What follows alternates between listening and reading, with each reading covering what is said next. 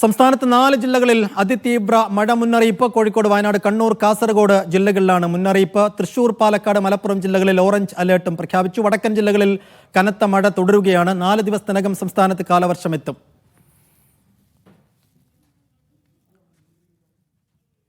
വിശദാംശങ്ങൾ നൽകാൻ വിവിധയിടങ്ങളിൽ നിന്ന് ഞങ്ങളുടെ പ്രതിനിധികൾ.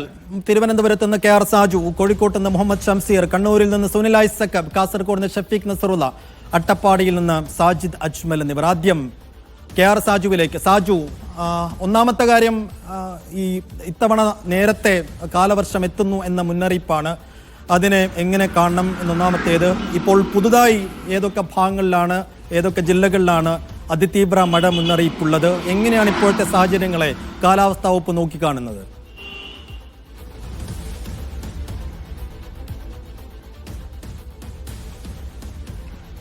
സൈഫുദ്ദീൻ, തെക്കു പടിഞ്ഞാറൻ മൺസൂൺ 4-5 ദിവസം കൊണ്ട് സംസ്ഥാനത്തേക്ക് എത്തുമെന്നാണ് കേന്ദ്ര കാലാവസ്ഥാ വകുപ്പിന്റെ മുന്നറിയിപ്പ്. കേരളത്തിനൊപ്പം തന്നെ ലക്ഷദ്വീപിന്റെ ചില ഭാഗങ്ങളിലും അതോടൊപ്പം തന്നെ തമിഴ്നാട്ടിലും ഒരേ സമയം കാലവർഷം എത്തും. അതിനു മുന്നോടിയായുള്ള മഴയാണ് ഇപ്പോൾ സംസ്ഥാനത്ത് അനുഭവപ്പെട്ടുകൊണ്ടിരിക്കുന്നത്. ഇന്ന് വടക്കൻ കേരളത്തിലാണ് അതിശക്തമായ മഴ ഉണ്ടാകുക. വടക്കൻ കേരളത്തിലെ കോഴിക്കോട്, വയനാട്, കാസർഗോഡ്, കണ്ണൂർ എന്നിങ്ങനെ 4 ജില്ലകളിലാണ് റെഡ് അലേർട്ട് ഉള്ളത്. അതുപോലെ തന്നെ അവിടെ അതിതീവ്ര മഴ എന്നാണ് നമ്മൾ ഈ റെഡ് അലേർട്ട് കൊണ്ട് അർത്ഥമാക്കുന്നത്. ഏതാണ്ട് 215 മില്ലിമീറ്റർ വരെ മഴ അടുത്ത 24 മണിക്കൂറിനുള്ളിൽ ഇവിടെ ലഭിക്കും എന്നാണ് കണക്കാക്കപ്പെടുന്നത്. അതാണ് ഈ റെഡ് അലേർട്ട് എന്ന് ഉദ്ദേശിക്കുന്നത്. മറ്റൊരു കാര്യം, മലബാറിലെ തന്നെ മറ്റ് ജില്ലകളിലായ മലപ്പുറം അടക്കമുള്ള ജില്ലകൾ പരിശോധിച്ചു കഴിഞ്ഞാൽ അങ്ങനെ 3 ജില്ലകളിൽ ഓറഞ്ച് അലേർട്ടുണ്ട്. മലപ്പുറത്തും പാലക്കാടും തൃശ്ശൂരുമൊക്കെ ഓറഞ്ച് അലേർട്ടാണ് വരുന്നത്. അങ്ങനെയുള്ള ജില്ലകളിൽ ഏതാണ്ട് 115 മില്ലിമീറ്റർ വരെ മഴ അടുത്ത 24 മണിക്കൂറുള്ളിൽ സമയത്തിനുള്ളിൽ ലഭിക്കുമെന്നാണ് കരുതുന്നത്. അതിനെ തീവ്ര മഴ എന്ന ഗണത്തിലാണ് പെടുത്തുന്നത്. തിരുവനന്തപുരവും കൊല്ലവും ഒഴികെയുള്ള നേരത്തെ സൂചിപ്പിച്ച ജില്ലകളെയും മാറ്റി നിർത്തിക്കഴിഞ്ഞാൽ ബാക്കിയുള്ള ജില്ലകളിൽ യെല്ലോ അലേർട്ടാണ്. അതായത് ഒറ്റപ്പെട്ട ശക്തമായ മഴ ഉണ്ടാകും എന്നുള്ളതാണ് ആ മുന്നറിയിപ്പ് കൊണ്ട് അർത്ഥമാക്കുന്നത്. അതേസമയം തിരുവനന്തപുരത്തും കൊല്ലത്തും ഇന്നും മഴ മുന്നറിയിപ്പ് ഇല്ല. ഇവിടെ പൊതുവെ രാവിലെ മുതൽ തന്നെ ഒരു തെളിഞ്ഞ കാലാവസ്ഥയാണ് ഉള്ളത്. രാവിലെ വെളുപ്പിനെ കുറച്ച് മഴയുണ്ടായിരുന്നു ഈ 2 ജില്ലകളിലും. പക്ഷേ ഇപ്പോൾ ഒരു തെളിഞ്ഞ കാലാവസ്ഥയാണ് ഈ 2 ജില്ലകളിലും ഉള്ളത്. മഴ മുന്നറിയിപ്പിന്റെ ഭാഗമായി റെഡ് അലേർട്ടുള്ള ജില്ലകളിൽ ഇന്ന് വൈകുന്നേരം 5 മണിക്ക് മുന്നറിയിപ്പ് സൈറൺ മുഴങ്ങും എന്ന് ദുരന്ത നിവാരണ അതോറിറ്റി അറിയിച്ചിട്ടുണ്ട്. ചില മുന്നൊരുക്കങ്ങളുടെയും ഒക്കെ ഭാഗമായിട്ടാണ് ഈ സൈറൺ. പക്ഷേ ഇത് ഒരു മോക്ഡ്രില്ലല്ല എന്നുകൂടി അവർ വിശദീകരിക്കുകയും ചെയ്തിട്ടുണ്ട്. അതായത് 5 മണിക്ക് ശേഷമായിരിക്കും അതിതീവ്ര മഴ ഉണ്ടാകുക എന്നതിന്റെ കൂടി കണക്കാക്കിയായിരിക്കും അത്തരം ഒരു കാര്യത്തിലേക്ക് പോയിരിക്കുന്നത് എന്നാണ് നമ്മൾ മനസ്സിലാക്കേണ്ടത്. മറ്റ് തരത്തിലുള്ള മുന്നറിയിപ്പുകളും ദുരന്ത നിവാരണ അതോറിറ്റി നൽകിയിട്ടുണ്ട്. അതിശക്തമായ മഴ പെയ്യുന്ന, വെള്ളപ്പൊക്ക സാധ്യതയുള്ള സ്ഥലങ്ങളിലെ ആളുകൾ മാറി പാർക്കേണ്ടതടക്കമുള്ള മുന്നറിയിപ്പുകൾ പതിവ് പോലെ തന്നെ അതിന്റെ ഭാഗമായി നൽകുകയും ചെയ്തിട്ടുണ്ട്.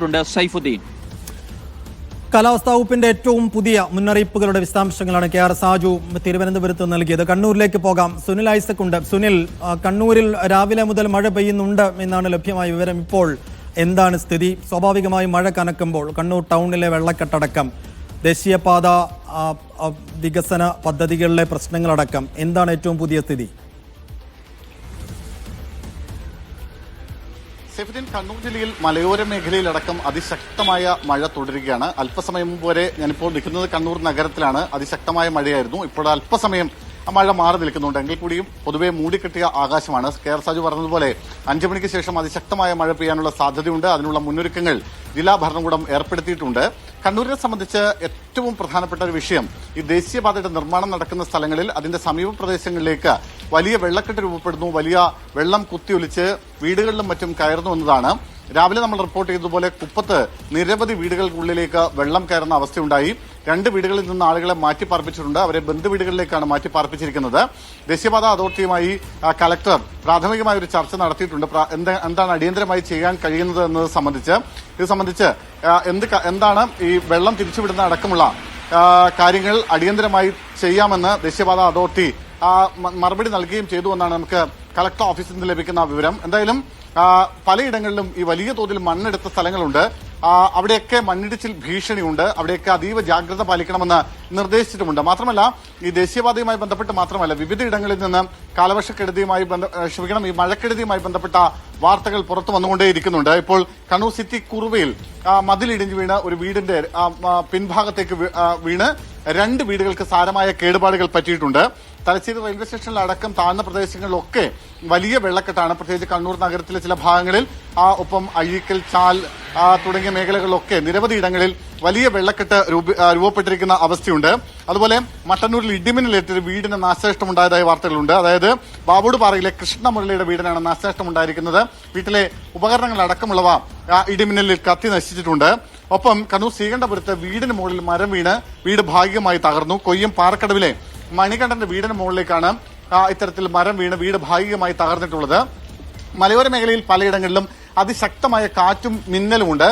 പ്രത്യേകിച്ച് മലയോര മേഖലയിൽ പലയിടങ്ങളിലും കനത്ത കാറ്റിൽ വലിയ തോതിലുള്ള കൃഷിനാശം ഉണ്ടായിട്ടുണ്ട് എന്നുകൂടി റിപ്പോർട്ടുകൾ വരുന്നുണ്ട്. എന്തായാലും ജില്ലയിൽ ഇന്ന് റെഡ് അലർട്ടാണ് പ്രഖ്യാപിച്ചിരിക്കുന്നത്.